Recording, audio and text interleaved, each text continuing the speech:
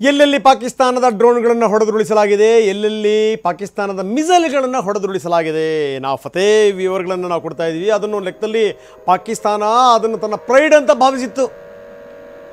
ಆದರೆ ಅದನ್ನು ಕೂಡ ಹೊಡೆದುರುಳಿಸಲಾಗಿದೆ. ಸಿಯಾಲ್ಕೋಟ್ನ ಲೂನಿ ಪ್ರದೇಶದಲ್ಲಿರುವಂಥ ಪೋಸ್ಟನ್ನು ಧ್ವಂಸಗೊಳಿಸಲಾಗಿದೆ. ಕಳೆದ ರಾತ್ರಿ 9 ಗಂಟೆಗೆ ಪಾಕ್ ಪೋಸ್ಟ್ ಗುಡೀಸ್ ಆಗಿದೆ. ಇದು ಬರೀ ಏನು ಅಂದರೆ ಡ್ರೋನ್ಗಳನ್ನು ಹ್ಯಾಂಡಲ್ ಮಾಡ್ತಿರೋದಲ್ಲ, ಎಲ್ಲೆಲ್ಲಿ ಅದರ ಸೇನಾ ನೆಲೆಗಳಿವೆ, ಎಲ್ಲೆಲ್ಲಿ ಅದರ ಉಸಿರಾಟದ ಕೇಂದ್ರ ಬಿಂದುಗಳು ಅಂತ ನಾವೇನು ಭಾವಿಸ್ತೀವಿ. ಯಾಕಂದರೆ ಅಲ್ಲಿಂದಲೇ ಆಮ್ಯುನೇಷನ್ಸ್ಗಳು ಹೋಗಬೇಕು, ಅಲ್ಲಿಂದಲೇ ಎಲ್ಲವೂ ಕೂಡ ಸಪ್ಲೈ ಆಗಬೇಕು.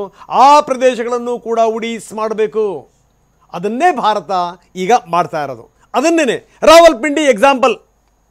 ರಾವಲ್ಪಿಂಡಿ ಒಂದು ಲೆಕ್ಕದಲ್ಲಿ ಏನಂದರೆ ಈ ನರನಾಡಿಗಳಿದ್ದಂತೆ ಪಾಕಿಸ್ತಾನಕ್ಕೆ, ಅಲ್ಲಿಂದಲೇ ಎಲ್ಲವೂ ಕೂಡ ಸಪ್ಲೈ ಆಗುತ್ತೆ.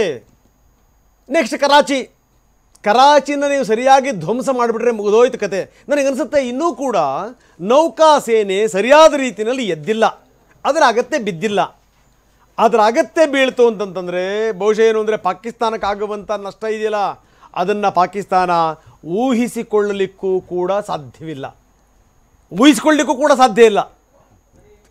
ಅಷ್ಟರ ಮಟ್ಟಿಗೆ ಪಾಕಿಸ್ತಾನ ಅಡ್ಡ ಉದ್ದ ಮಲಗುವಂಥದ್ದು ಪಕ್ಕಾ, ಯಾವುದೇ ಡೌಟ್ ಇಲ್ಲ.